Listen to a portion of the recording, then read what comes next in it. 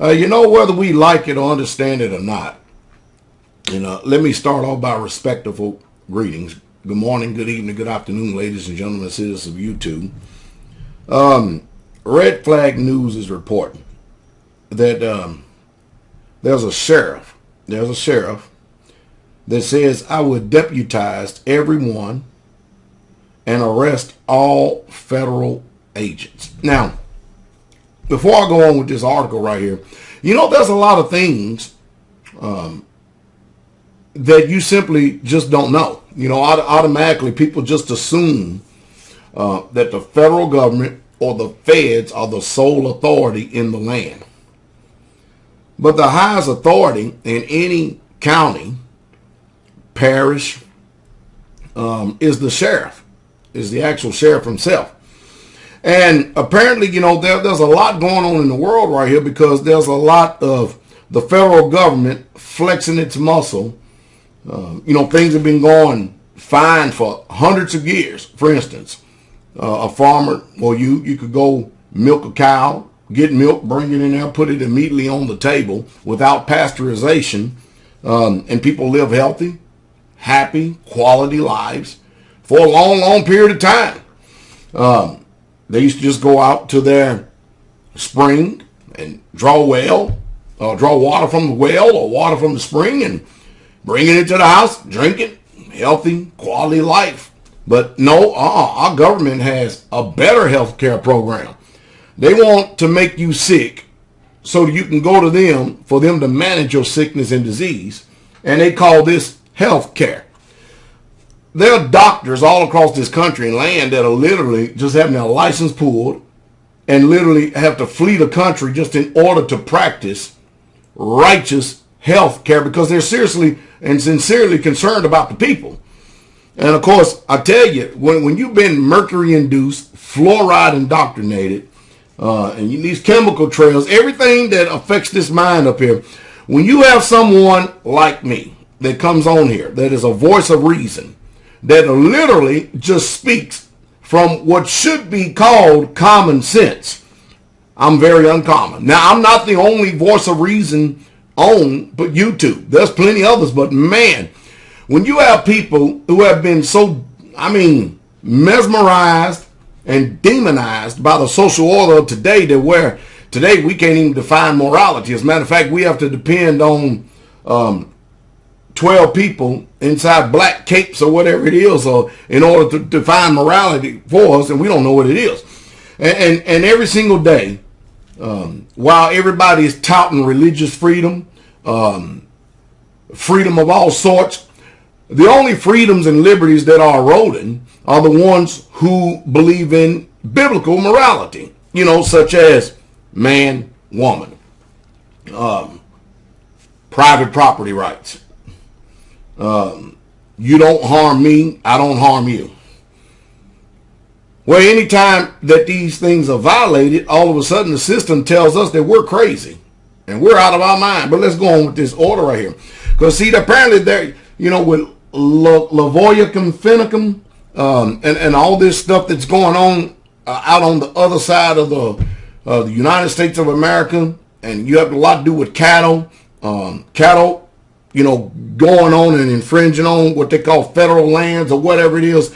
We don't know all the ins and outs, but one thing we do know this is that government by its very definition is evil. Now that we do know. And there's pretty much not too many laws that is actually written on the books that is actually a lawful law. And what we got here is we got a sheriff that says that if we could, something continue to keep persisting, he's going to deputize the people. And then he's going to arrest all federal agents. In other words, he's digging in his heels. It says a rural caucus event, Sheriff Marty Gleave of Piute County stated that he told the U.S. Forest Service he would use his deputies to drive cattle for a permittee to their allotment if they did not allow the ranchers to do so. Additionally, the January Piute County Commission's meeting minutes indicated that Greaves threatened USFS officials with arrest if they took action to impound the cattle out of, look at this, look at this, look at this, look at this. And I want to get this right to make sure that you listen to this. The USFS officials, all right, in addition, in January, the Piute County Commission meeting minutes indicate that Gleave threatened, mind you, you have, look at the wording here, you have a public official that has been elected by the people of his county. And of course, his job is to defend their best interests. That's the reason why he was an elected official. The sheriff is, okay? All right, watch this now.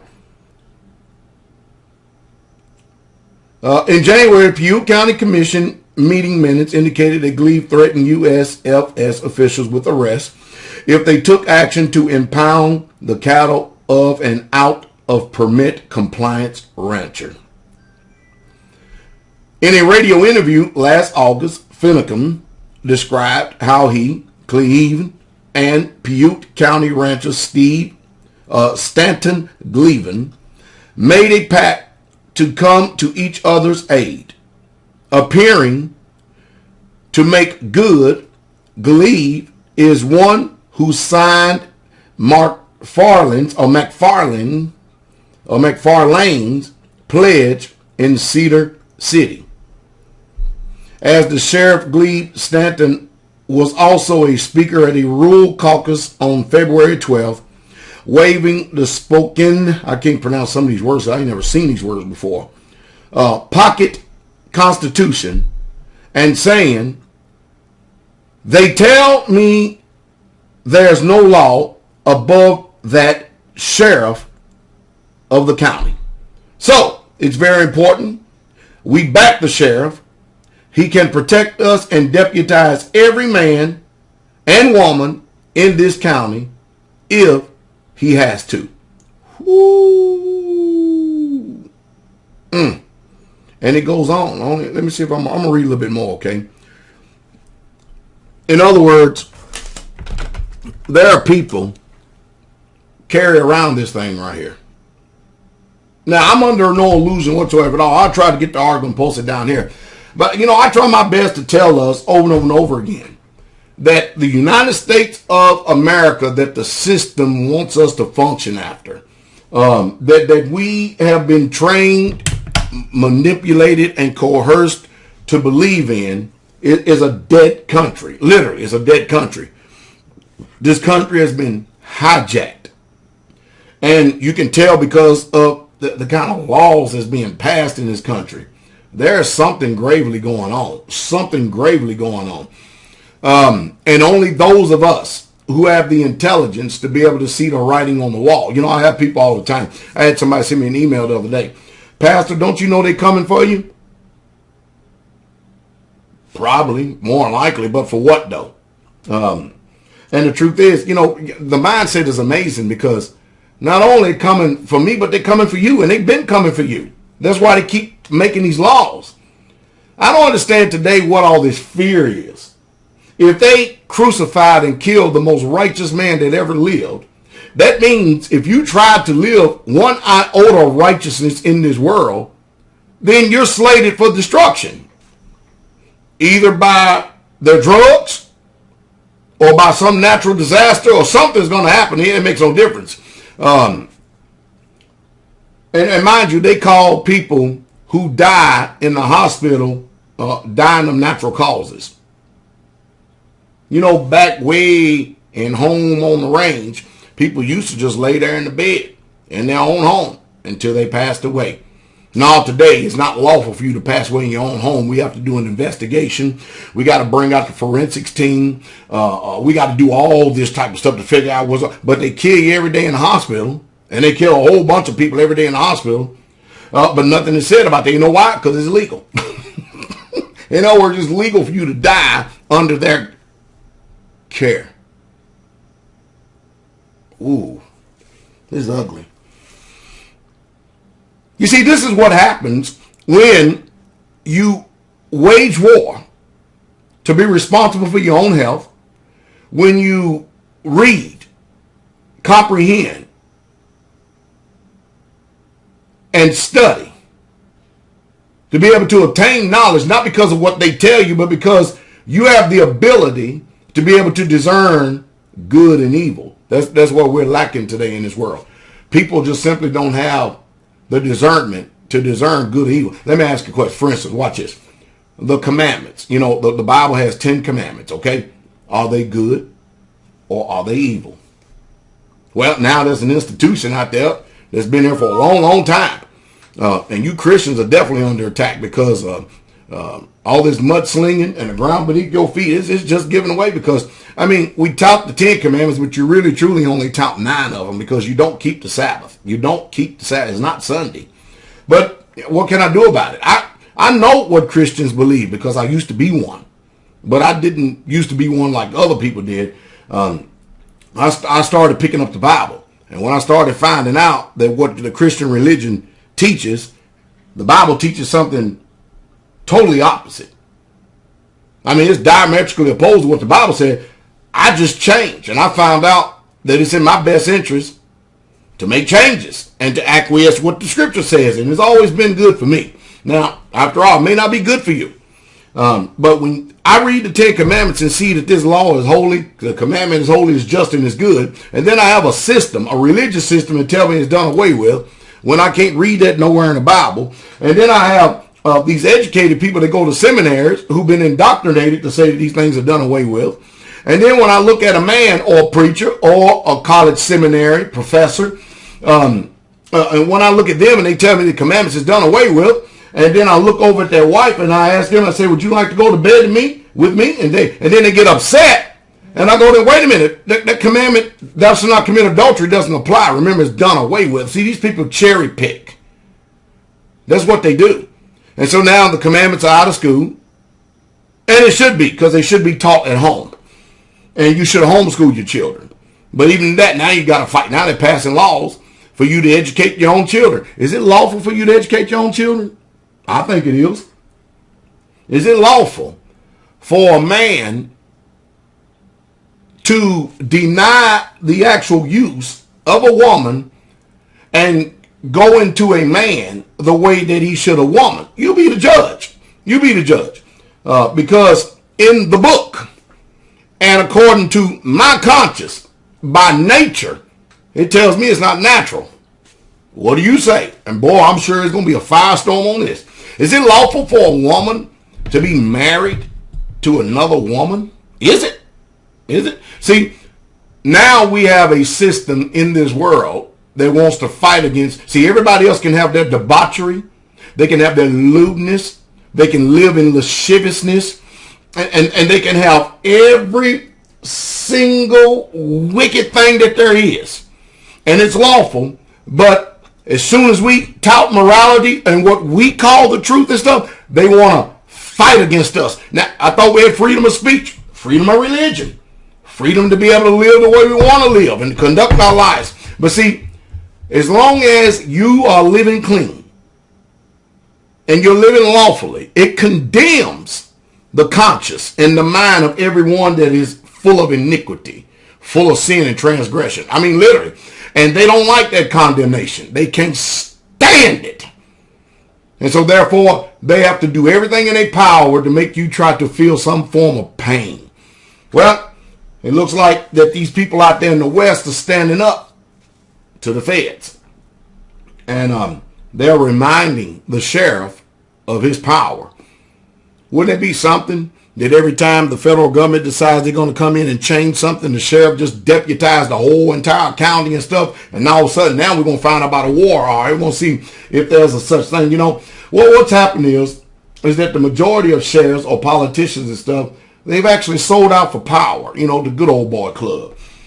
And whoever is lining their pockets and whoever is paying them, that's who people have that's who they have their interest in.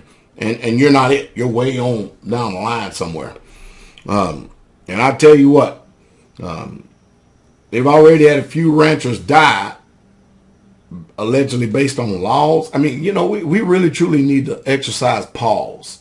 We need to start thinking today. Is it really truly okay? Is it right? Because you have a badge and a gun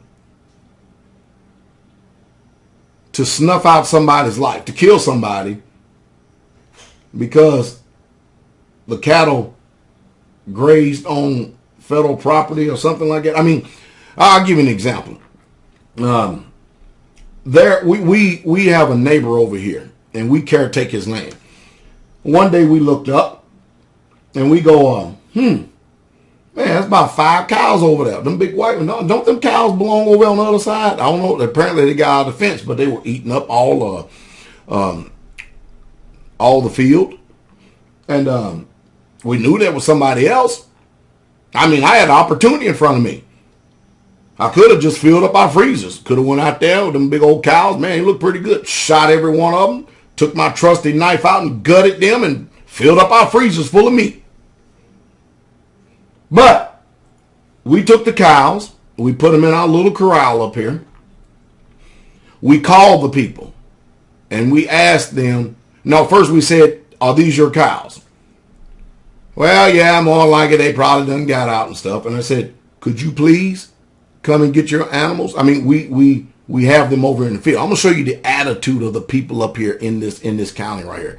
And we've done this with cows, both the big old white cows, the chalets, as well as the black Angus and stuff. All right, and of course we had to keep our cows separate. You know what they did? We called them 1 week later. They showed up to get their cows. Looked at you, thank you, and then drove off. That's about it. The cows just got finished decimating our fields. They went through at least 2 of our big old round rolls of hay. I looked at the brethren, and I looked at the lack of thankfulness. I said, never again. Never again. I would not be cordial. I would not be kind. I'm finished with nice with the people up here in this county and on every aspect. I'm going to feed them with the same mindset in their ignorance that they have. But you can forget it. I ain't doing it. Not no more. You can't show kindness to devils because all it is an advantage to them. They look at it as an opportunity. No. I'm going to show these people exactly what it means to be oppressed. I did because it was in the goodness of my heart, but I'm not going to be doing that anymore. No, I'm not. I'm not going to be doing it no more. I hope your cows don't come on our land or the land that we're caretaking anymore. I hope you don't. If they do, it's your fault. It's not mine. I mean, after all, if a rancher's farmer, cows can go over here and graze and then somehow end up on the federal government lands, and then they turn around and they come out with a show of force and power and they start shooting and killing people and stuff. Don't you think the federal government has something in their mind that they're thinking about their land and their grass? Man, I tell you. See, the problem with me, I think, and it's not a problem at all, is that I think rational and logical. And I personally do not believe in doing people wrong. I don't. I actually live by the principle, listen to me very carefully, do unto others as you would have them to do unto you. All right, so let's look at that for a second.